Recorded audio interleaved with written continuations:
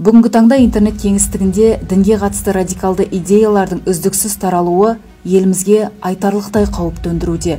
Мемлекеттік органдар осы уақытқа дейін киберқадағалау бойынша діни экстремизм мен терроризмге қатысты 10 мыңға жуық веб-сілтемелерді бұғаттаған. Ал статистикаға сүйенсек, теріс діни ағым қатарындағылардың 85%-ы ғаламтор арқылы қауіпті идеологияның шырмауына іліккен.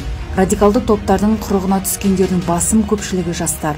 Себебі жастардың діни сауаты төмен болғандықтан жалған сенімге оңай алданып қалады.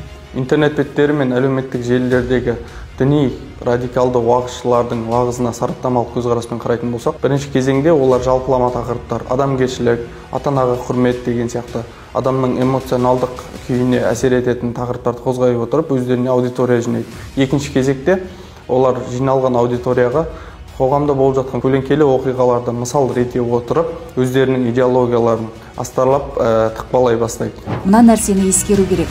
Жат ағымды насихаттаушылар әрбір саяси, әлеуметтік жағдайларды ұтымды пайдаланып, манипуляция жасаудың хас шебері. Мұндағы миссия елдің ішкі ауызбіршілігін ыдырату, халықты бір-бірімен жауластыру. Міне, соғыссыз-ақ интернет арқылы арбаудың соңы осы.